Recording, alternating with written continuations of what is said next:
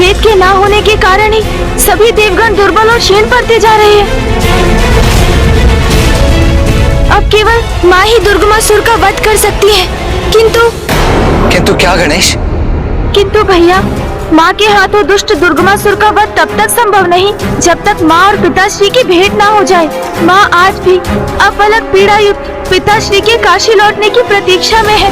भैया, हमारे लिए भी ये एक कड़ी परीक्षा का समय है, क्योंकि अब हमें केवल ऋषि जैगीश्वर की मुक्ति का ही नहीं, वरन माँ और पिताश्री के शीघ्र मिलन के लिए प्रयास तीव्र करना होगा। तभी माँ की पीड़ा भी दूर होगी और इस पीड़ा के अंत से ही सृष्टि पर छाई दुर्गमासुर नामक संकट का भी अंत संभव हो पाएगा। भैया, ज्ञात नहीं इस अंतराल दुष्ट दुर्गमासुर की अगली योजना क्या हो, इसलिए अब शीघ्र अति शीघ्र माँ और पिताश्री का मिलन अति आवश्यक हो गया है। भैया, अब जो भी करना है अति शीघ्र करना होगा, अन्यथा शीघ्र ही वेदों के न रहने का सृष्टि पर दुष्प्रभाव पड़ना आरंभ हो जाएगा। वेद विहीन होकर संसार मंत्रोच्चारण भूल जाएगा। पूजा पाठ, यज्ञ आदि की धार्मिक क्रियाएं थम जाएंगी। मनुष्य धर्म पथ से भटक जाएगा। निरंतर हराश होगा देवताओं की शक्ति में। दुराचार, अनाचार, अज्ञानता, अन्य आसुरी आचरण में वृद्धि होगी। देवता बलहीन होने के कारण अच्छाई की रक्षा करने में असमर्थ होंगे। इसीलिए समस्त संसार में अधर्म रूपी बुराई का ही बोलबाला होगा। और दुर्बलता के कारण सभी देवगण अपना अपना दायित्व निभाने में असमर्थ होंगे। देवराज इंद्र का वर्षा और बवंडर से नियंत्रण खो जाएगा। अग्नि, वायु और जल तीनों तत्वों से अपना नियंत्रण खो देंगे। सभी देवताओं की शक्तियां निरंतर क्षीण होती जाएंगी। सृष्टि संकट में आ जाएगी।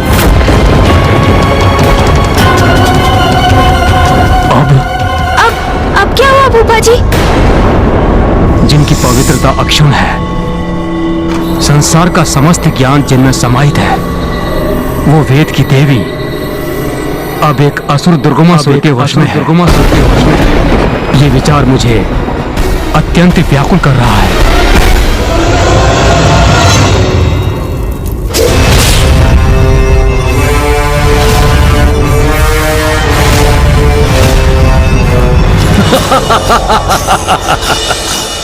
दुर्गमासुर की युक्ति का तोड़ निकालना अत्यंत दुर्गम है, क्योंकि ज्ञान की सरिता और वेद की देवी पर अब मेरा अधिकार है, दुर्गमासुर का अधिकार है।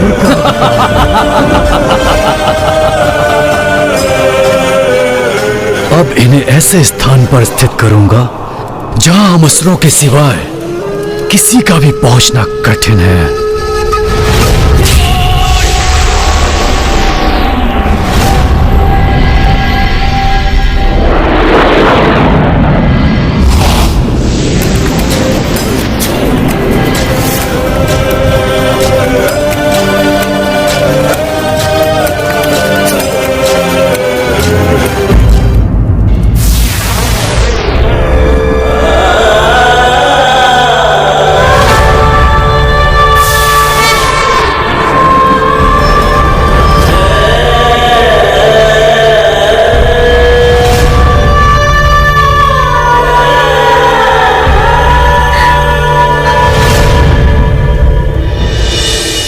फूफा जी, आपके समान मैं भी चिंतित और व्यथित हूँ।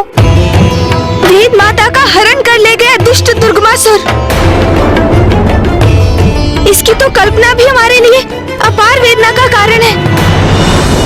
किंतु मुझे ये भी ज्ञात है कि वेद की उत्पत्ति भी तो माँ आदि शक्ति से ही हुई है। माँ ने तो स्वयं इसकी चर्चा मुझसे की थी कि प्रत्येक दिवस के भोर में वेद माता माँ के चरणों में अपना मस्तक रख उनका अभिवादन करती है, जिसके परिणाम स्वरूप माँ के चरणों का सिंदूर उनके मस्तक पर स्थित हो जाता है।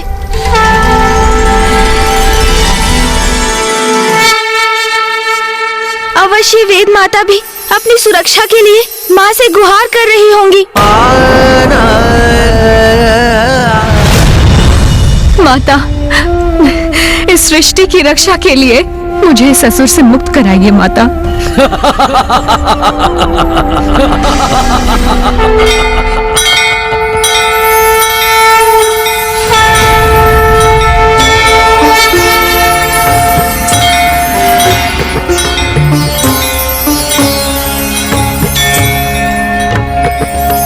ये माँ के मंदिर में कैसी विशेष तैयारियाँ हो रही है मामा जी? क्या होने वाला है वहाँ? हाँ पुत्र गणेश, कल से नवरात्रि की तिथियां आरंभ है। देवी आदिशक्ति के मंदिर में उसी की तैयारियां चल रही हैं। कल से देवी आदिशक्ति के सभी भक्त नवरात्रों की पूजा और व्रत आरंभ करेंगे। समय का चक्र भी कितनी तीव्र गति से बढ़ता जाता है ना। मुझे तो आभास भी नहीं हुआ कि नवरात्रि का समय आ गया है। मुझे तो ऐसा प्रतीत हो रहा है कि माँ इन पावन तिथियों की सूचना देकर हमें भी अवश्य हमारे समाधान की ओर प्रेरित कर रही हैं। तुमने उचित कहा कुमार कार्तिकेय। नवरात्रि के व्रत रखने से देवी आदिशक्ति प्रसन्न होकर अपने सभी भक्तों के कष्ट हरती हैं।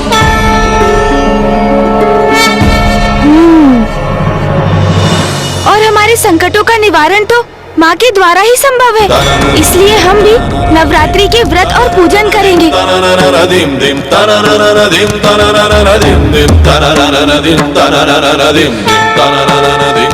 वो दुष्ट दुर्गमासुर वेद माता का हरण कर पवित्र वेदों को अपने साथ ले गया है और फूफा जी के वरदान के कारण एकमात्र माँ ही उस दुष्ट का वध करने में सक्षम है। इसलिए अब तो माँ ही हमारे संकटों से मुक्ति दिलाने का मार्ग प्रशस्त करेंगी। गणेश, तुम उचित कह रहे हो, किंतु उसके पूर्व हमें राजा दिवोदास से पार पाकर पिताश्री को काशी लौटाने का कोई उपाय तो करना होगा ना। तभी तो माँ उस दुर्गमासुर का वध करने के लिए प्रेरित होंगी। दुर्गमासुर का वध तो माँ और पिताश्री के मिलन के पश्चात ही संभव हो सकता है, किंतु माँ की कृपा से मुझे काशी नरेश को उनके राजपद से विभक्त करने का मार्ग सूझ गया है,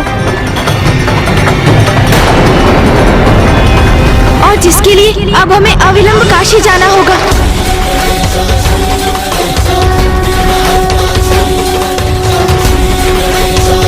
गणेश जी, भले ही इस अवस्था में तो हम युद्ध नहीं कर पाएंगे और संकट के समय में हमको योगदान न करे, ये सर्वथा अनुचित होगा। सहायता तो आप सभी देवता करेंगे इंद्रदेव, किंतु युद्ध करके नहीं, माता के नवरात्रि का व्रत रख के।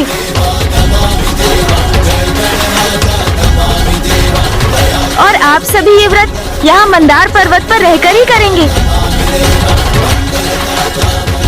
मैं और भैया काशी जाकर व्रत करेंगे,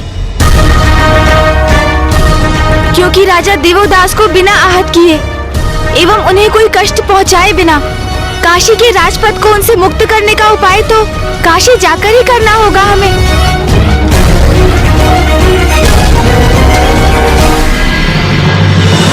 कितना बड़ा और दुर्भाग्यपूर्ण परिवर्तन आ गया है तुम्हारे वैभव में। वहाँ ब्रह्मलोक में सदा उजले तारों से घिरी रहती थी, ब्रह्मदेव की देखरेख में। उनके निकट दिव्य कमल पर स्थित रहती थी वेद की देवी, किंतु अब तो यहाँ इस गहन अंधकार में घिरी हुई हो, जहाँ तुम्हारा ये सिंहासन एक काले और कलुषित कमल पर स्थित है। यहाँ तो मेरे लिए श्वास लेना भी कठिन हो रहा है। इस पाप में अंधकारी स्थान पर क्यों लेकर आए हो मुझे? क्योंकि आपका यही नवीन स्थान है। अब आप मेरे अधीन हैं और मैं आपका नवीन स्वामी। बड़े मूर्ख हैं ये देवता, जिन्हें मेरे वास्तविक आशय का भान भी नहीं हुआ। मेरी दृष्टि स्वर्ग के सिंहासन पर नहीं, मेरी रुरु पुत्र दुर्गमासुर की दृष्टि तो आरंभ से आप पर ही थी देवी, क्योंकि मुझे ज्ञात था यदि आप लुप्त हुई तो संसार से धर्म का भी लोप अवश्य होगा, और फिर संसार में पाप और अनाचार का विस्तार होगा। देवता दुर्बल होंगे और असुरों की शक्ति बढ़ेगी। मैं रुरु पुत्र दुर्गमासुर सृष्टि पर अपना एक छत्र राज्य स्थापित करूंगा। इसलिए इस नवीन स्थिति को स्वीकार कीजिए, क्योंकि अब तो सदा आपको इसी एकांत में ही रहना होगा देवी।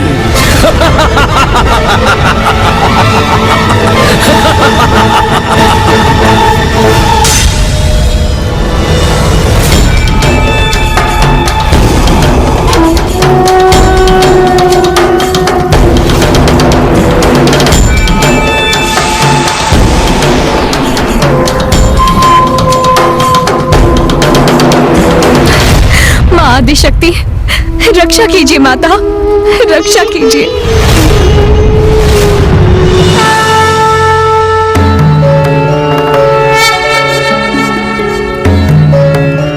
प्रणाम माता। माँ, आपकी अनुमति के बिना तो कुछ भी नहीं होता। ये सभी जो यहाँ घटित हो रहा है, इसमें अवश्य आपकी ही लीला छिपी है माँ। पिताश्री ने काशी का परित्याग किया, उनका अनुसरण करते हुए समस्त देवता भी काशी से प्रस्थान कर गए, किंतु आपके और पिताश्री का वियोग काशी की शोभा और दिव्यता में वृद्धि का कारण बना माँ। क्योंकि अब फूफा जी ब्रह्मदेव, सूर्यदेव और 64 योगिनी माताओं के धाम भी यहाँ स्थापित हो गए हैं, किंतु अब पिताश्री को काशी लौटाने को सुगम बनाने का समय आ गया है माँ। और दुष्ट दुर्गमासुर वेद माता का हरण कर ले गया है। उस दुष्ट दुर्गमासुर का वध कर उससे मुक्त कराने का सामर्थ्य तो एकमात्र आप में ही है माँ। किंतु जब तक पिताश्री नहीं लौटेंगे, आप अपने स्थान से तनिक भी नहीं हटेंगी। इसलिए आप उस दुर्गमासुर का वध कैसे करेंगी माँ? और राजा देवोदास के रहते पिताश्री काशी में कदापि प्रवेश नहीं करेंगे। इसलिए अब हमारे समक्ष एक बहुत बड़ी विडंबना उपस्थित हो गई है माँ। माँ, इस दुविधा का समाधान मेरे पास नहीं, एकमात्र आपके पास है। मेरे पास कुछ है तो वो है मेरी भक्ति।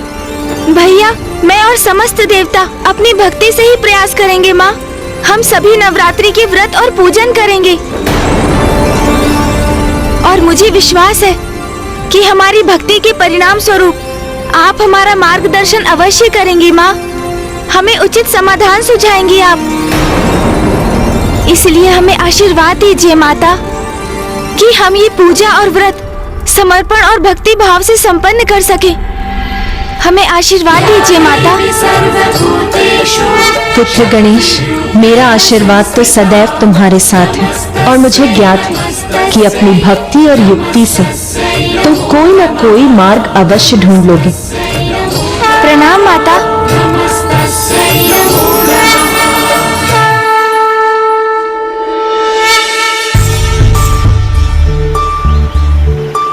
गणेश, क्या तुम इसीलिए काशी आना चाहते थे कि हम अपना व्रत और पूजन यहाँ माँ गंगा के पावन घाट पर कर सकें? नहीं भैया। तो फिर यहाँ काशी आने की क्या आवश्यकता थी? हम अपना पूजन वहाँ देवताओं के साथ मंदार पर्वत पर भी तो कर सकते थे। भैया, संसार के प्रत्येक प्राणी का कार्य समय निर्धारित है, और यही व्यवस्था मनुष्यों में भी है। भले ही राजा देवोदास काशी के एक धर्मनिष्ठ और कर्तव्य परायण राजा रहे हो, किंतु अब उनके भी संसार से मोह माया की त्याग करने का समय आ गया है, और अब उनके जीवन का जो पड़ाव निर्धारित है वो है वानप्रस्थ आश्रम। यही सत्य है उनके जीवन का, और यही बात राजा देवोदास को समझाना अति आवश्यक है, जिसके लिए हमारा काशी आगमन हुआ भैया। इसलिए हमारी पूजा का उचित स्थान है राजा देवोदास का राजभवन। काशी नरेश राजा दिवोदास के राजभवन में? किंतु कैसे गणेश? भैया, हमें किसी प्रकार राजा दिवोदास को नवरात्रि के व्रत और पूजन के लिए सहमत करना होगा, क्योंकि माँ की भक्ति में लीन होकर ही तो उन्हें भान होगा कि माँ और पिताश्री एक दूसरे के पूरक हैं। उन्हें एक दूसरे से दूर करने का अर्थ है उन्हें पीड़ा पहुँचाना और सृष्टि में असंतुलन उत्पन्न करना। उचित है गणेश, किंतु गणेश, हम राजा दिवोदास के भवन में जाकर उनसे व्रत और पूजन करने के लिए तो नहीं कह सकते ना? हाँ भैया, यही मैं भी सोच रहा हूँ कि राजा दिवोदास के राजभवन में प्रवेश करने का क्या उपाय है। कृपया इसे स्वीकार कीजिए ऋषिवर, आप भी लीजिए।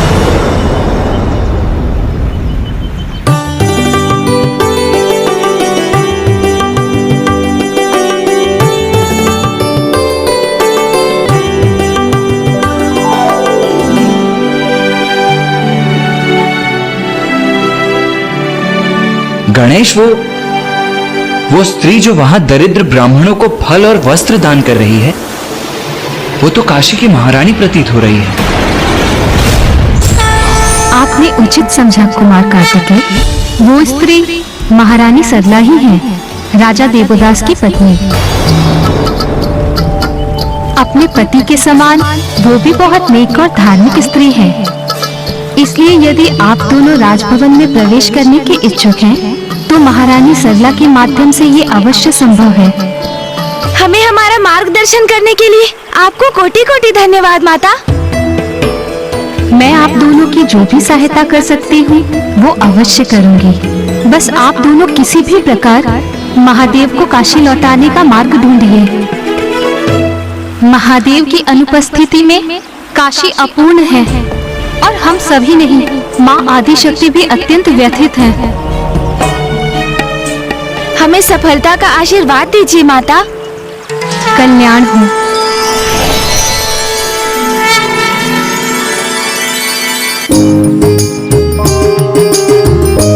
भैया, मुझे एक युक्ति सूझी है।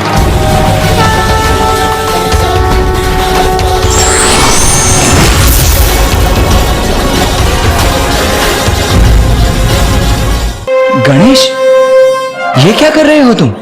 माँ के निर्देश का पालन भैया। बुद्धि और युक्ति का प्रयोग कर रहा हूँ मैं। चलिए, अब आप भी मेरे समान वस्त्र धारण कीजिए।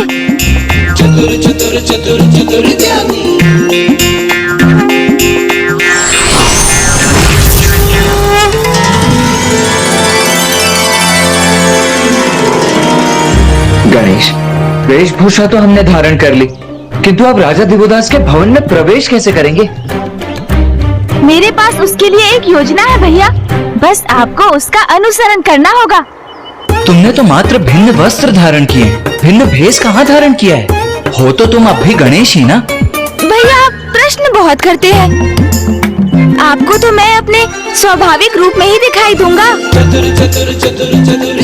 किंतु अन्य सभी को मैं गणेश नहीं, एक साधारण ब्राह्मण बालक ही प्रतीत होऊंगा। आइए, मैं आपको अभी दिखाता हूँ।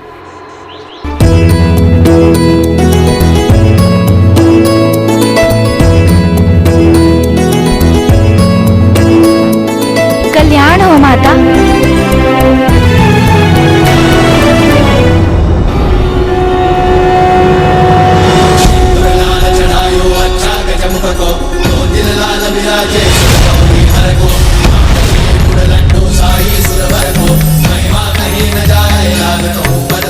प्रणाम ब्राह्मण देवता।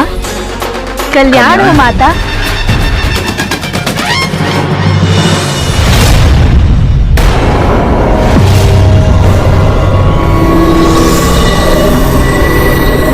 मुझे क्षमा करे ब्राह्मण देवता, अब आपको देने के लिए मेरे पास कुछ भी शेष नहीं।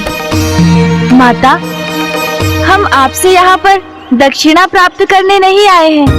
हम तो बस यहाँ से निकल रहे थे तो हमारी दृष्टि आप पर पड़ी और हमारे मुख से स्वतः आशीर्वचन निकल पड़े। आप तो अति भाग्यशाली है माता, आपकी मनोकामना पूर्ण हो गई है। मनोकामना? कौन सी मनोकामना प्रभु? बाल्यावस्था में नाग कन्या ने ब्रह्मदेव की प्रार्थना की। प्रभु ब्रह्मदेव, मेरे पिताश्री नागराज वासुकी जी मेरा विवाह किसी योग्य नागपुरुष से करवाने के इच्छुक हैं, किंतु मेरी इच्छा है कि जब मैं उचित आयु में पहुंचूं, तो मैं किसी ऐसे पुरुष, किसी ऐसे मनुष्य के साथ विवाह करूं जो धर्मनिष्ठ हो और आपका परम भक्त हो। यदि आपके प्रति मेरी भक्ति सत्य है तो मुझे वरदान दीजिए कि मेरी मनोकामना पूर्ण हो। ब्रह्मदेव ने आपकी प्रार्थना स्वीकार कर ली और आपको वरदान दे दिया। तथास्तु। समय आने पर ब्रह्मदेव के दिए वरदान के अनुसार आपका विवाह राजा देवोदास जी से हो गया। आप तो अद्भुत हैं, ज्योतिष शास्त्र में निपुण हैं। जो घटना बचपन में घटित हुई, जिसे मैंने आज तक किसी से साझा नहीं किया, उसे आपने कितनी सरलता से ज्ञात कर लिया। जो सबसे अज्ञात है उसे भी ज्ञात कर लेते हैं मेरे अनुज भ्राता। ज्योतिष ज्ञान के प्रकांड विद्वान जो है। आप जैसे विद्वान के काशी आगमन से काशी धन्य हुई, किंतु आपका उचित सम्मान तो मैं राजभवन में ही कर सकती हूँ। आप हमारे साथ चले विप्रवर। मेरे पतिदेव को भी विद्वानों का स्वागत करने में बहुत आनंद का अनुभव होता है। कृपा कर हमें भी अपनी सेवा का अवसर दीजिए। अवश्य महारानी, हम आपका आतिथ्य स्वीकार करते हैं।